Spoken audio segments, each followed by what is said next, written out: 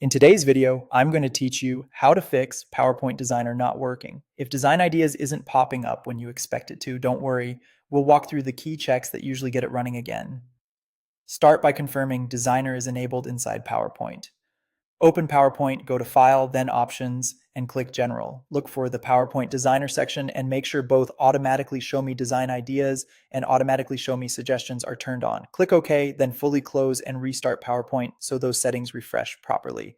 Next, check your internet connection. Designer is a cloud-based feature, which means it won't work offline. Make sure your device is connected and the connection is stable before you try again.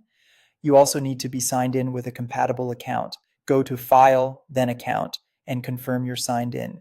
Designer is designed for Microsoft 365 subscriptions, so if you're not using a Microsoft 365 account, the feature may not be available. While you're on the account page, verify that your version of Office supports Designer. It works best on the latest Microsoft 365 builds and may not function on older versions like PowerPoint 2016 or 2019 without updates. If you see an option to update, choose Update Now and let Office install the latest features and fixes. Content matters too. Designer works best when there's something to design around. Add one or more images to your slide or keep text layout simple. It may not trigger if the slide is blank, packed with lots of shapes, or built on a heavily customized template. Very complex tables and charts can also prevent suggestions. A quick way to prompt it is to insert an image, then go to the Design tab and look for Designer on the right side to see suggestions. If you don't see ideas, try turning Designer on manually from the Design tab. Sometimes a manual nudge is all it needs. If things still seem stuck, restart PowerPoint or even your computer. Temporary glitches can prevent the feature from loading correctly, and a restart often clears that up.